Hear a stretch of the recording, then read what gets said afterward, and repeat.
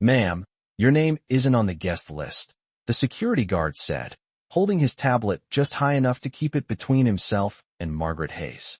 She had rehearsed this moment differently in her mind. She had imagined her grandson running toward her across a manicured lawn, the July sun warm but gentle, balloons rising above the white columns of the country club, her son Daniel waving from a distance with that same crooked smile he had worn as a boy. Instead, she stood on the edge of the circular driveway, the scent of freshly cut grass mixing with car exhaust, while a line of luxury SUVs rolled past her as if she were invisible.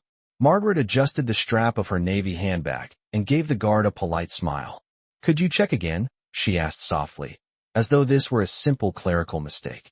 The guard tapped the screen, scrolled, then shook his head. "I'm sorry, ma'am. I have strict instructions. If your name isn't here, I can't let you in." Behind him, through the tall glass doors, she could see the glow of chandeliers and a towering display of blue and silver balloons spelling out her grandson Oliver's name. 300 guests, Daniel had told her proudly on the phone a week earlier. 300 people to celebrate a 7-year-old's birthday. She had laughed then, thinking it was excessive but harmless, the kind of extravagance young parents indulged in when they could afford it. She had spent 2 afternoons choosing Oliver's gift, a handcrafted wooden train set from a small shop downtown. Something timeless, something that didn't require batteries. She had wrapped it herself in crisp paper and tied the ribbon with steady hands. Now the box felt heavier than it should have. She stepped aside as another guest approached, a woman in a pale pink dress who glanced at Margaret briefly before presenting her own name to the guard. The woman was waved inside without hesitation. Music drifted through the doors each time they opened, upbeat and bright, followed by bursts of laughter. Margaret took out her phone and called Daniel. It rang 4 times before going to voicemail. She did not leave a message. A minute later, her screen lit up with a text from Emily. "Hi, Margaret. Today's event is mostly Daniel's business circle and school families. It might be overwhelming. Let's plan something quieter. Soon." Margaret read the message twice. The words were gentle, almost thoughtful, but the meaning settled into her chest like a stone. She looked again at the guard, who had already shifted his attention to the next arriving car. He was doing his job. He wasn't the one who had decided that a grandmother did not belong at her own grandson's birthday party. The summer air was 86 degrees, warm enough that she could feel perspiration gathering at the base of her neck, yet a coolness spread through her fingertips. She had attended every birthday of Daniel's childhood, from backyard cookouts with paper plates to the year she saved for months to rent a small bowling alley for his 10th. She remembered frosting cakes at midnight, tying balloons until her fingers cramped, standing in doorways watching him blow out candles while making wishes he never shared. She had believed those years built something permanent. Through the glass, she caught a glimpse of Oliver darting past in a blur of blue, chased by other children. For a moment she considered insisting, raising her voice, demanding that someone fetch her son. Instead, she straightened her shoulders. "Thank you for checking," she told the guard, her tone calm and measured. She walked back toward her sedan, the gravel crunching softly beneath her low heels. The gift box rested on the passenger seat beside her, untouched. As she closed the car door, the music faded to a muffled hum. Margaret sat still, hands folded over the steering wheel, and realized this was not a misunderstanding. It was a decision, and it had been made long before she arrived. Margaret did not start the engine right away. She sat in the driver's seat with both hands resting lightly on the steering wheel, watching guests glide past her windshield in bright summer dresses and tailored suits, each one carrying gift bags tied with glossy ribbons. The country club lawn stretched wide and perfectly trimmed, fountains sparkling under the afternoon sun, everything arranged for photographs that would later be posted and admired. She imagined those photographs already forming, captions about gratitude and family and perfect memories, and she wondered where she would be placed in that story. Probably nowhere. After several minutes, she turned the key and pulled away slowly, careful not to disturb the line of arriving cars. The air conditioning hummed softly as she drove. The familiar 30 minutes back to her small brick home on the quiet street where she had lived for over 40 years. The neighborhood had not changed much. Lawns needed mowing. Mailboxes leaned slightly from winter storms. A dog barked somewhere in the distance. It was ordinary and steady, the opposite of the spectacle she had just left behind. When she stepped inside her house, the silence felt different than usual. It was not lonely. It was clarifying. She set the wrapped train set on the kitchen table and removed her heels, placing them neatly by the door. The clock above the stove read 4:20 in the afternoon. At this very hour, she remembered, she used to be icing cupcakes for Daniel's classmates, wiping flour from her apron while listening for the sound of children racing down the hallway. She could still see him at 7 years old, gap-toothed and eager, tugging at her sleeve to show her a new toy. Back then, there had been no guest list, no security guard, no discussion about who belonged. Everyone fit around a folding table in the backyard. She opened her refrigerator and poured herself a glass of cold water. Her hands were steady now. She checked her phone once more. No missed calls from Daniel. No follow-up message from Emily. Instead, her social media feed began to fill with photographs from inside the ballroom. Blue balloons cascading from the ceiling. A towering cake with sparklers. Daniel standing beside Oliver, both smiling wide. Emily at his side in a silver dress that caught the light. In one photograph, the caption read, "Celebrating with everyone who matters most." Margaret studied that sentence for a long moment. The words were simple. The implication was not. She set the phone face down on the counter. She did not cry. She did not pace. She walked to the living room and lowered herself into her favorite armchair, the one positioned beside the window where late afternoon sunlight filtered through lace curtains. From there she could see the maple tree Daniel had planted as a teenager, now tall and full, branches reaching confidently toward the sky. She folded her hands in her lap and allowed the afternoon to settle around her. Something had shifted today, not loudly, not dramatically, just enough for her to recognize that the distance she had sensed for years was no longer subtle. It had become policy, and policies, she knew from experience, were rarely accidental. By early evening the sunlight had shifted, casting long shadows across Margaret's living room floor, yet the images from the celebration continued to appear on her phone like quiet reminders of a world that had closed its doors to her. She did not pick up the device again, but she could almost predict what she would see if she did. Daniel standing at the head of a long banquet table, raising a glass. Emily laughing beside him, one hand resting lightly on Oliver's shoulder. Guests leaning in close for photographs, all of them arranged carefully within the frame. She imagined the ballroom from memory, because she had attended charity luncheons there years ago when her husband was still alive. Crystal chandeliers suspended from a high ceiling. White linen tablecloths pressed without a wrinkle. Staff moving discreetly between tables with trays of sparkling water and iced tea.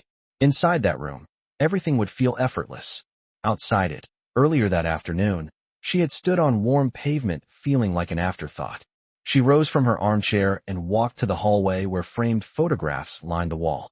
There was Daniel at 5 years old holding a fishing pole nearly taller than he was. Daniel at 18 in his high school graduation gown, smiling proudly while she stood beside him in a simple blue dress. Daniel on his wedding day, Emily radiant in white. Margaret positioned slightly off to the side, but still close enough to touch her son's sleeve. She studied that wedding photograph the longest. She remembered how Emily had insisted on a limited seating arrangement for the reception, explaining that space was tight and certain relatives would understand. Margaret had understood. She had always understood. She moved to the kitchen and placed the unopened gift box carefully inside a cabinet, not out of resentment, but out of preservation. The train set would wait. She poured herself another glass of water and sat at the small oak table where she paid her bills every month. The house was modest, fully paid off, the result of decades of careful budgeting and sacrifice. When Daniel wanted to attend a private summer science program in Chicago, she had worked extra shifts at the library to cover the cost. When he dreamed of starting his own consulting firm, she had co-signed the initial business loan without hesitation. She had never asked for recognition. She had believed that support, once given, returned naturally in the form of respect. The clock ticked steadily above the stove. 7:15 in the evening. The party would be reaching its peak now. Candles lit, cameras ready. She pictured Oliver closing his eyes to make a wish. She wondered what he would wish for. Children rarely wish for complicated things. They wish for toys, for friends, for cake. They assume their grandparents will always be there. Margaret folded her hands on the table and allowed a quiet truth to settle in her mind. This afternoon had not been about a birthday. It had been about boundaries drawn without her consent. And for the first time, she considered what it might mean to draw a boundary of her own. The house grew quieter as night settled in, and by 9:30 the sky outside Margaret's window had turned a deep shade of blue that reminded her of the satin ribbon she had tied around Oliver's gift.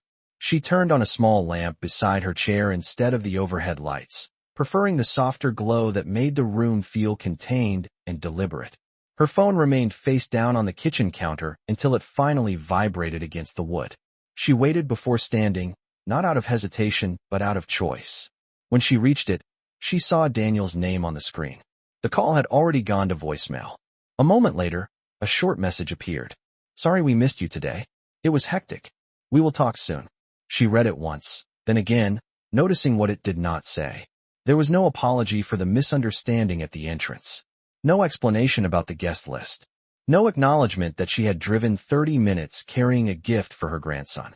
Just the word hectic, as if the scale of the party excused the absence of his own mother. She set the phone down without responding. In another part of town, the music would be fading, guests collecting party favors, children climbing sleepily into back seats. She imagined Emily standing near the exit, thanking families for coming, her smile composed and practiced. Margaret had once admired that composure. She had mistaken it for grace. Now she saw it differently. She walked to her desk in the small study. Off the hallway, the room where she kept important documents neatly arranged in labeled folders. The filing cabinet drawer slid open with a familiar metallic sound. Inside were insurance papers, the deed to the house, and a thick envelope containing the trust documents her late husband had established years ago. Daniel had been young then, ambitious and full of plans. The trust had been designed to protect him while also ensuring long-term stability for any future grandchildren. Margaret had been named co-trustee, a safeguard in case circumstances ever required oversight. She had never considered exercising that authority. It had felt unnecessary, almost intrusive. Tonight, she removed the envelope and placed it on the desk, running her fingers lightly across her husband's handwriting on the label. She did not open it yet. Instead, she sat down in the wooden chair and listened to the faint hum of the refrigerator in the distance.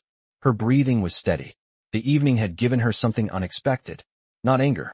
Not humiliation. Clarity. She understood now that exclusion could be subtle and still intentional. It could arrive wrapped in polite text messages and framed as convenience. She thought of Oliver's bright face and the unguarded trust in his eyes whenever he visited her house. Children did not design guest lists. Adults did. Margaret rested her hands on the desk and looked toward the closed envelope once more. For years, she had believed that patience would preserve harmony. Tonight she recognized that silence had only made her easier to overlook, and she was no longer willing to be overlooked.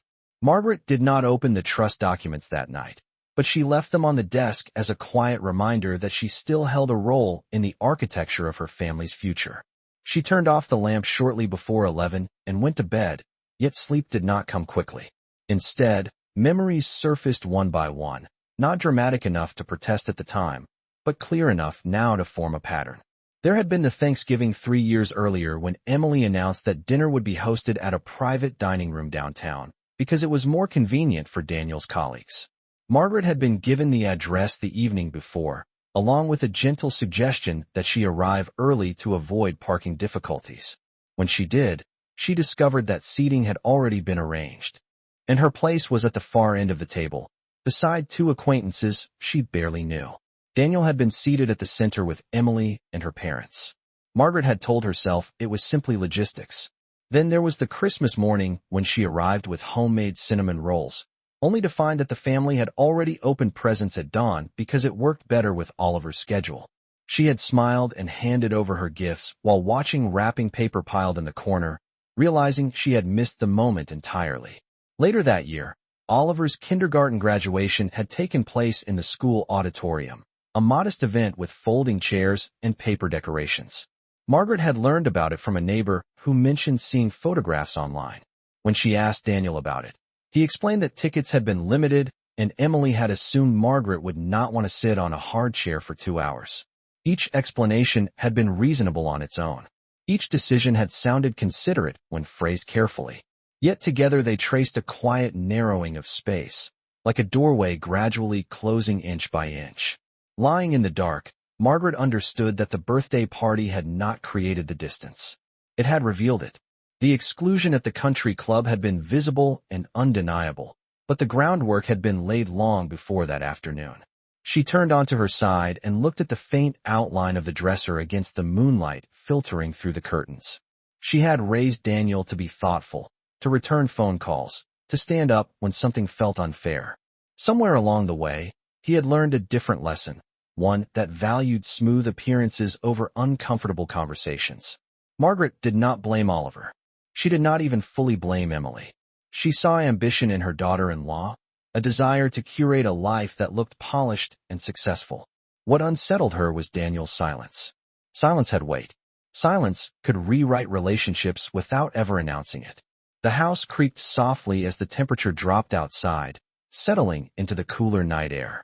Margaret closed her eyes and accepted a truth that no longer frightened her. She had spent years adjusting herself to fit into the edges of her son's new life. Now she would have to decide whether she would continue shrinking or whether she would finally stand at her full height, even if it made others uncomfortable. Margaret woke just after 6 the next morning, the sky outside her bedroom window pale and quiet, as if the world had reset itself overnight. For a moment she lay still, listening to the distant sound of a garbage truck moving down the street, the ordinary rhythm of weekday life resuming. The events of the previous afternoon did not rush at her. They settled slowly, like dust in a beam of light. She rose, made her bed with careful hands, and walked to the kitchen to start the coffee maker. The familiar aroma filled the room, grounding and steady. She carried her mug to the study and sat down at the desk where the trust documents still waited. In daylight, the envelope looked less dramatic and more practical, just another file among many. She opened it this time, unfolding the pages with deliberate attention. The language was formal, precise, outlining responsibilities and protections established after her husband's passing. She traced a line with her finger beneath her own name listed as co-trustee. It was not a symbolic title. It carried authority. Authority she had chosen not to exercise for years because she believed trust meant stepping back. She reached for her reading glasses and reviewed the sections concerning oversight of distributions and long-term planning for Oliver's education and future expenses. The provisions were clear. Significant decisions required joint approval. That detail had once felt like reassurance. Now it felt like a reminder that she still had a voice in matters that shaped her grandson's life. Her phone buzzed again on the desk. This time it was a message from Emily, accompanied by a photograph of Oliver smiling beside a pile of gifts. He had the best day, the caption read. Margaret studied her grandson's face. He looked genuinely happy, unaware of the adult negotiations happening beyond his view. She typed a simple reply. I am glad he enjoyed himself. Please tell him I have something special for him. She paused before sending, then added nothing more. No mention of the entrance. No mention of the guest list. Silence, she realized, could also be strategic. After finishing her coffee, she picked up the phone and scrolled to a different contact, one she had not called in several months. Thomas Reed had been her husband's longtime friend and the attorney who helped draft the original trust documents. His office was downtown, a 15-minute drive from her house. She pressed the call button and listened as it rang. When he answered, his voice carried the same measured professionalism she remembered. She asked if he might have time later in the week to review a few updates to the trust structure. She did not elaborate over the phone. He agreed without hesitation, suggesting Thursday morning at 10. Margaret thanked him and ended the call. She replaced the papers neatly inside the envelope, but did not return them to the filing cabinet. Instead, she placed them in her leather tote bag. Outside, the maple tree Daniel had planted years ago swayed gently in the breeze, its branches strong and fully extended. Margaret watched it for a moment through the window. Growth, she thought, required space. And space, sometimes, had to be reclaimed deliberately. Thursday morning arrived with clear skies and a light breeze that stirred the flags outside Thomas Reed's law office as Margaret parked her sedan along the curb.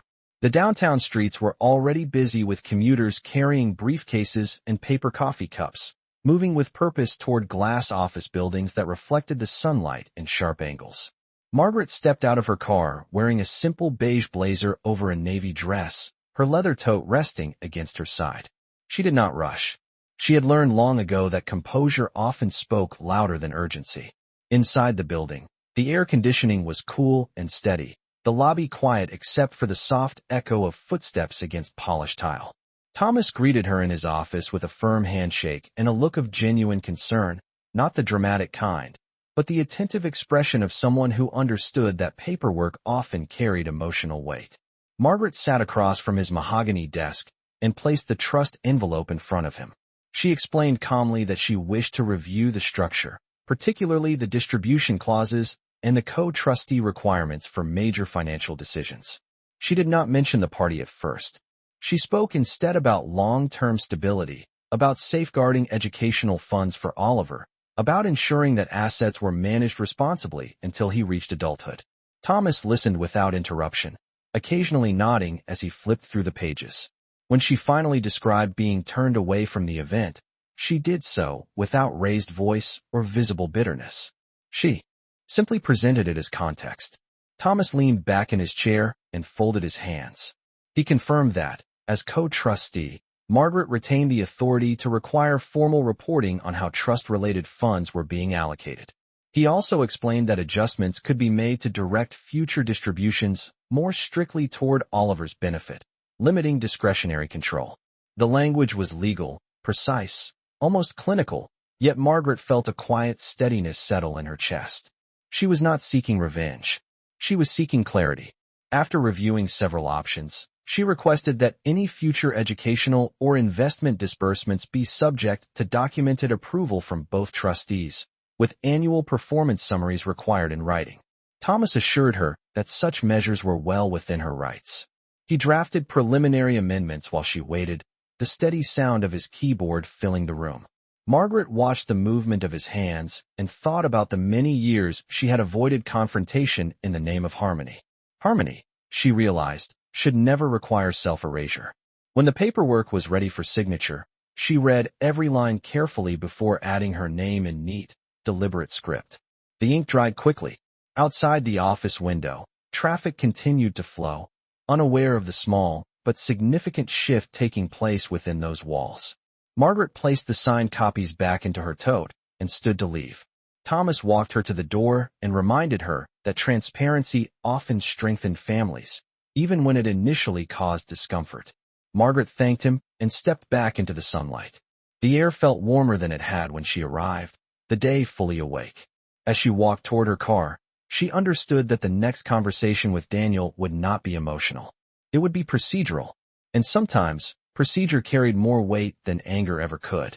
Daniel called that evening just after 6, his name appearing on Margaret's screen while she was watering the small row of hydrangeas along her front porch. The sun was lowering behind the rooftops, casting a golden light across the quiet street. She finished pouring water before answering, setting the metal can down carefully beside the steps. His voice carried a controlled tension, the kind that tried to remain calm but could not fully hide surprise. He told her he had received a formal notice from Thomas Reed's office regarding updates to the trust reporting requirements. He asked if there had been some kind of misunderstanding. Margaret listened without interrupting, her gaze resting on the maple tree in the yard. When he finished speaking, she responded evenly that there had been no misunderstanding. She explained that as co-trustee, she had decided to request clearer documentation and shared oversight moving forward, especially for funds intended for Oliver's education and future investments. There was a pause on the other end of the line. Daniel said that such measures felt unnecessary, that he had always handled financial matters responsibly. Margaret agreed that he had been capable, but she added that responsibility worked best when it was transparent. Her tone did not rise. She did not reference the country club or the security guard. She did not mention standing alone in the driveway while 300 guests walked past her. Instead, she spoke about structure, about clarity, about protecting the long-term interests of her grandson. Daniel shifted the conversation toward convenience, saying that additional documentation would create extra work. Margaret replied that good stewardship often required effort. The breeze moved softly through the leaves above her, carrying the scent of freshly cut grass from a neighboring yard. She felt steady, anchored by the knowledge that she was acting within her rights and with measured intention. Daniel eventually asked whether this change had anything to do with recent events. She allowed a brief silence before answering that recent events had reminded her of the importance of defined roles within a family. Another pause followed, longer this time. He did not argue further. He said they would review the documents and comply. When the call ended, Margaret remained on the porch for a moment, listening to the distant laughter of children riding bicycles down the block. She did not feel victorious. She felt aligned. Inside her home, the envelope containing the signed amendments rested on the kitchen counter, a tangible symbol of a boundary redrawn. She picked up the watering can again and finished tending to the last plant, adjusting the soil gently around its base. Growth required maintenance. Neglect allowed roots to weaken. As twilight settled over the neighborhood, Margaret understood that what had shifted was not her love for her family, but her willingness to be quietly excluded. And for the first time in years, she felt the quiet strength that comes from standing exactly where one belongs. 3 days later, Daniel pulled into Margaret's driveway just after 4 in the afternoon, his sedan stopping beneath the shade of the maple tree he had planted decades earlier. Margaret saw him through the front window and finished drying the last dish before walking to the door. She did not hurry. When she opened it, Daniel stood there with his hands loosely in his pockets, dressed in pressed slacks and a pale blue button-down shirt, the uniform of a man accustomed to boardrooms and polished presentations. For a moment, he looked less like a confident executive and more like the young man who once asked her advice before every important decision. She stepped aside and invited him in. They sat at the oak kitchen table where sunlight filtered through the curtains in soft stripes. Daniel began by saying that the new trust requirements had surprised both him and Emily. He explained that they had always assumed flexibility would allow them to manage opportunities quickly, especially investments tied to his business network. Margaret listened, her posture straight but relaxed. She told him that flexibility and accountability were not opposites. She reminded him that the trust had been designed not for convenience, but for protection. Her voice remained calm, almost instructional, as if guiding him through a familiar lesson. Daniel asked whether she felt excluded from their lives. The question lingered in the space between them. Margaret chose her words carefully. She said that being turned away from a family celebration without prior conversation had clarified something important. It showed her that decisions were being made about her role without her participation. She explained that the trust adjustments were not retaliation. They were alignment. If she was expected to remain a formal guardian of Oliver's future, then she would act like one. Daniel's shoulders lowered slightly as the tension in his expression softened. He admitted that Emily had wanted the party structured in a way that reflected their professional circle. He said it had seemed easier not to complicate the guest list. Margaret nodded once. Ease, she replied, was not always the same as respect. The kitchen clock ticked steadily, marking each second of the conversation with quiet precision. After a long pause, Daniel said he understood her position. He agreed that transparency would prevent misunderstandings going forward. Margaret reached into the cabinet and retrieved the wrapped train set. She placed it gently on the table. Between them, she told him it was meant for Oliver and that she would like to give it to him personally this weekend, if that worked for their schedule. Daniel looked at the gift, then back at his mother. He said they would come by on Saturday afternoon. When he stood to leave, he hesitated briefly before leaning forward and embracing her. The hug was not dramatic. It was steady and familiar. After he drove away, Margaret returned to the porch and sat in her favorite chair as the sun began to set. The street was quiet again, the air warm but comfortable. She felt no triumph, no bitterness, only balance. Boundaries had been drawn, not with raised voices, but with deliberate action. And in that balance, she found a quiet peace that did not depend on invitations or guest lists, but on the certainty of her own place within her family's future.